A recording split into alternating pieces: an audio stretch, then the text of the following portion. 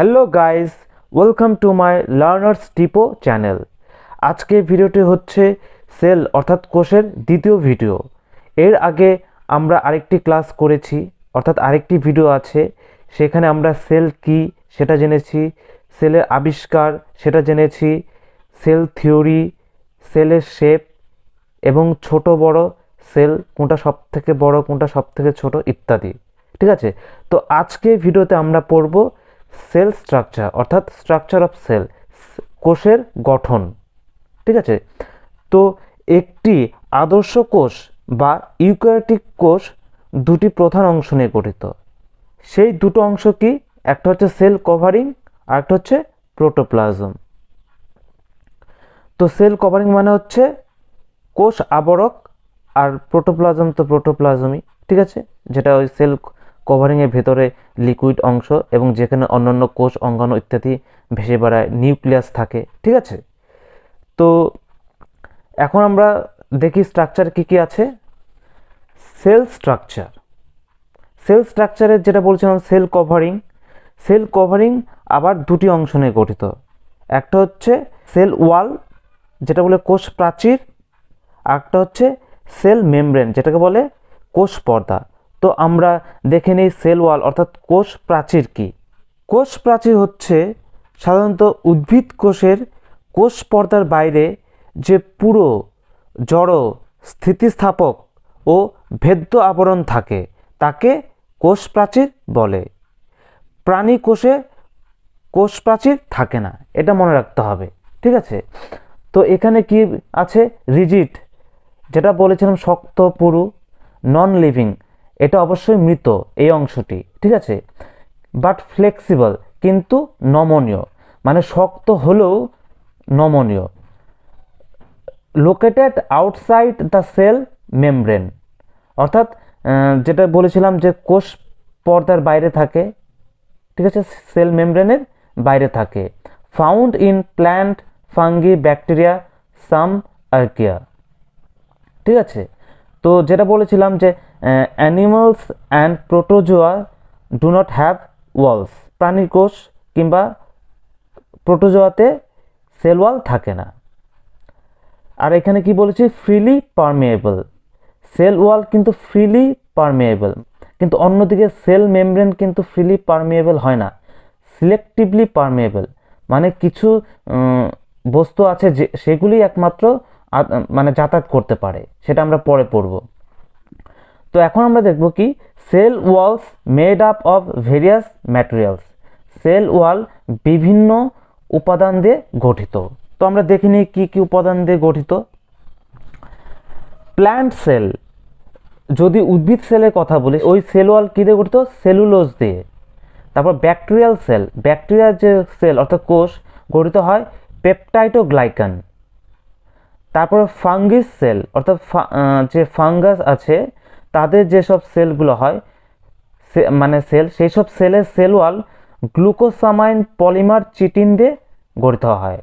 তারপর অ্যালগিস যেসব সেল আছে, অ্যালগির সেল কোষগুলি, তার কোষ প্রাচীর অর্থাৎ cell wall glycoprotein and polysaccharides এই উপাদান দিয়ে গঠিত হয়। এখন আমরা দেখব ফাংশন অর্থাৎ সেল ওয়ালের কাজ। সেল ওয়ালের কাজ কি? It permits the cell to withstand without bursting by acting as a pressure vessel. তো ভেসেল মানে আমরা জানি পাত্র, তো সেল তো একটা পাত্রের মতোই, কিন্তু সেলের ভেতরে প্রচণ্ড চাপ থাকে, তাই সেল একটি প্রেশার ভেসেল হিসেবে থাকে। তো যেহেতু ভেতরে চাপ থাকে তাহলে সেলটি ফেটে যাওয়ার প্রবণতা থাকে।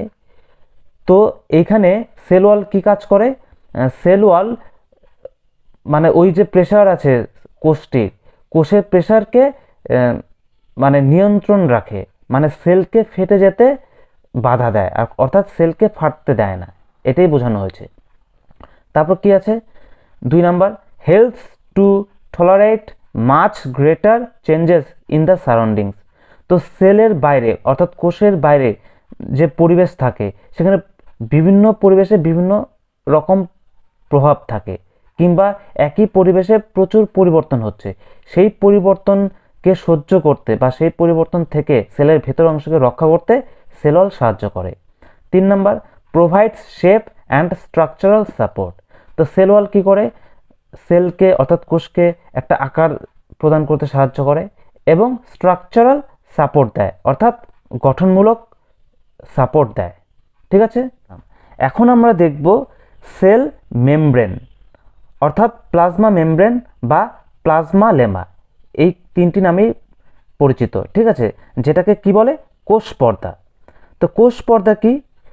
কোষ পর্দা হচ্ছে প্রত্যেকটি আদর্শ কোষের প্রোটোপ্লাজমের বাইরে থেকে যে সূক্ষ্ম স্থিতিস্থাপক এবং অর্ধভেদ্য পর্দা দ্বারা আবৃত থাকে তাকে কোষ পর্দা বা প্লাজমা লেমা বলে। তো এখন আমরা দেখি সেল মেমব্রেনে কি আছে নোটে। তো lipids, specially phospholipids and proteins, অর্থাৎ সেল মেমব্রেন লিপিড দিয়ে গঠিত এবং প্রোটিন দিয়ে গঠিত। আর লিপিডের মধ্যে স্পেশালি ফসফোলিপিড বেশি থাকে। ঠিক, এটা হচ্ছে কম্পোনেন্টস সেল মেমব্রেনের। ঠিক আছে, তো সেল মেমব্রেন কি হয়? থিন হয়, পাতলা হয়, ফ্লেক্সিবল হয়, নমনীয় হয়, semi permeable or selectively permeable. ঠিক আছে, এটা সেমি পারমিয়েবল হয়, মানে যেটা প্রথমে বাংলায় বললাম অর্ধভেদ্য, বা ওটাকে সিলেক্টিভলি পারমিয়েবলই বলে। মানে এখানে কয়েকটি মাত্র উপাদান যাতায়াত করতে পারে, বিভিন্ন আয়ন ইত্যাদি। Virus devoids of cell membrane, ভাইরাসের সেল মেমব্রেন অর্থাৎ কোষপর্দা থাকে না। Present in plant and animal cell, উদ্ভিদ কোষে এবং প্রাণী কোষে সেল মেমব্রেন দেখতে পাওয়া যায়। এখন আমরা দেখব প্রোটোপ্লাজম। প্রোটোপ্লাজম কি? এটি হচ্ছে কোষ পর্দা মধ্যস্থ অর্ধতরল, কোলয়েডাল ও জেলির মতো সজীব অংশ। ঠিক আছে, তো এই প্রোটোপ্লাজম যে ফিজিক্যাল বেসিস অফ লাইফ, এটা কে বলেছেন? Thomas Huxley.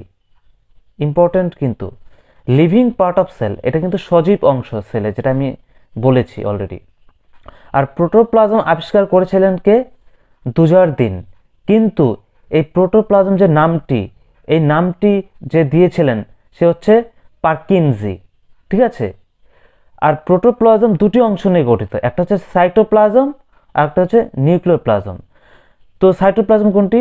সেল মেমব্রেন অর্থাৎ কোষ পর্দার ভেতরে যে তরল অংশ সেটাকে সাইটোপ্লাজম, এবং সাইটোপ্লাজমে যে নিউক্লিয়াস থাকে, নিউক্লিয়াসের ভেতরে যে তরলটা থাকে সেটা হচ্ছে নিউক্লিওপ্লাজম।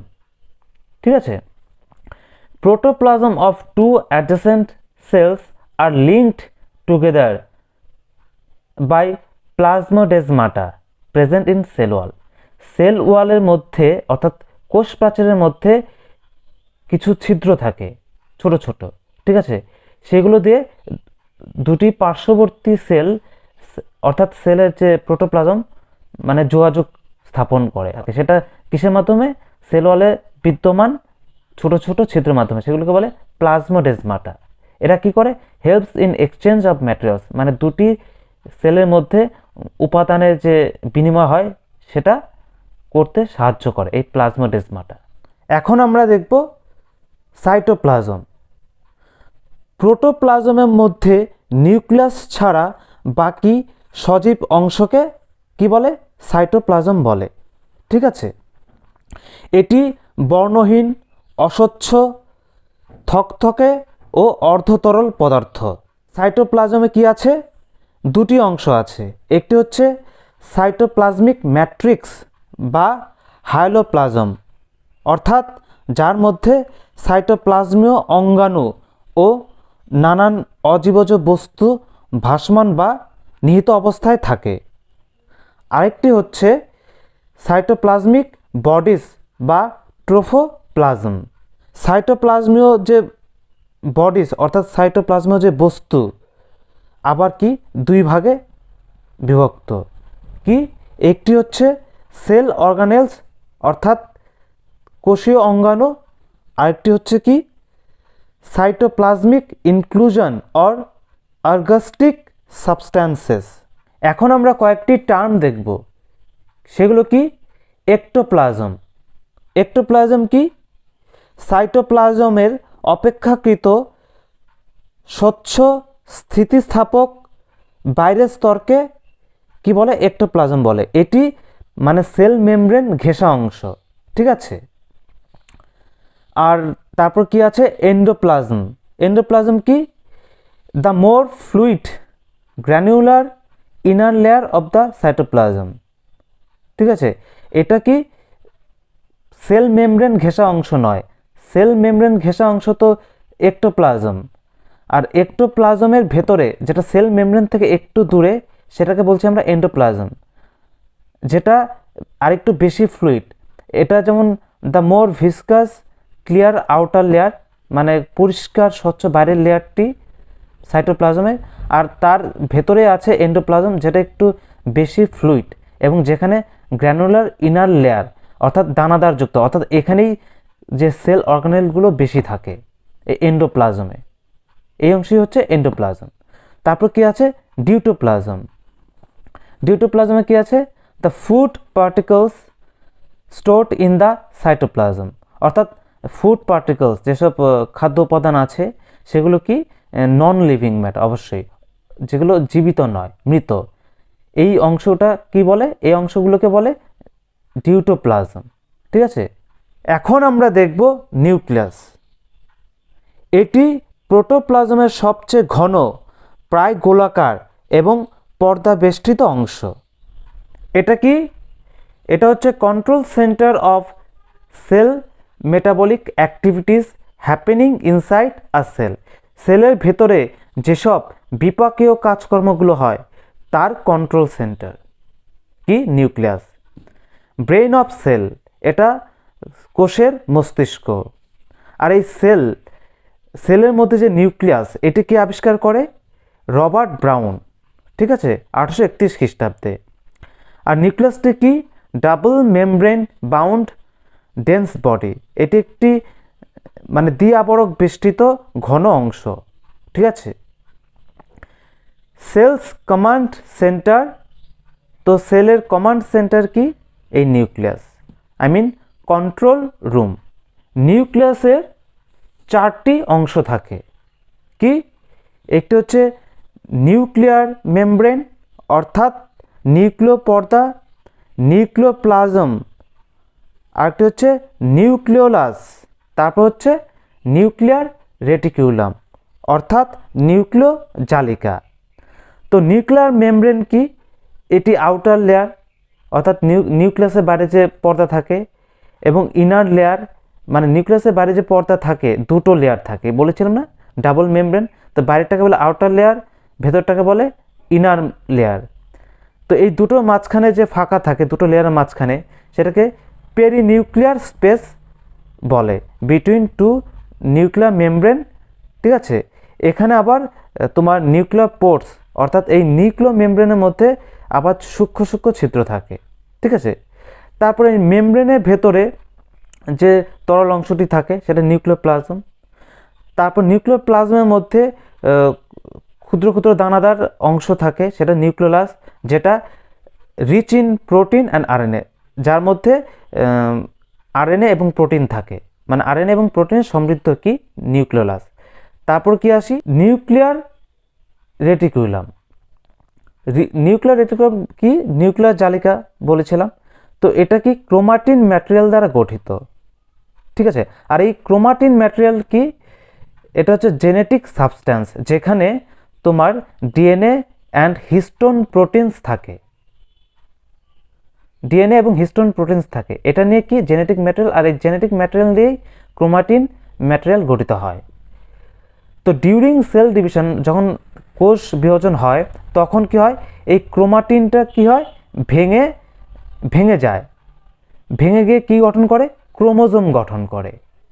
আর এই ক্রোমাটিন কি করে, chromatin transmits hereditary characters from parents to their offspring, অর্থাৎ এই ক্রোমাটিনই কি করে, ট্রান্সমিট করে, মানে পিতার যে মানে বংশগত যেসব বৈশিষ্ট্যগুলো আছে সেগুলো পিতামাতার থেকে তার অপত্যের দেহে যে বহন করে সেটাই ক্রোমাটিন করে, ঠিক আছে।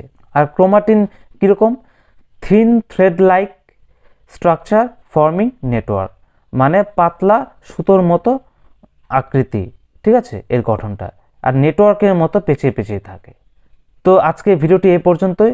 তো আমরা এর পরের ভিডিওতে বিভিন্ন কোষ অঙ্গাণু নিয়ে ক্লাস করব, অর্থাৎ একটি ভিডিও বানাবো। ঠিক আছে?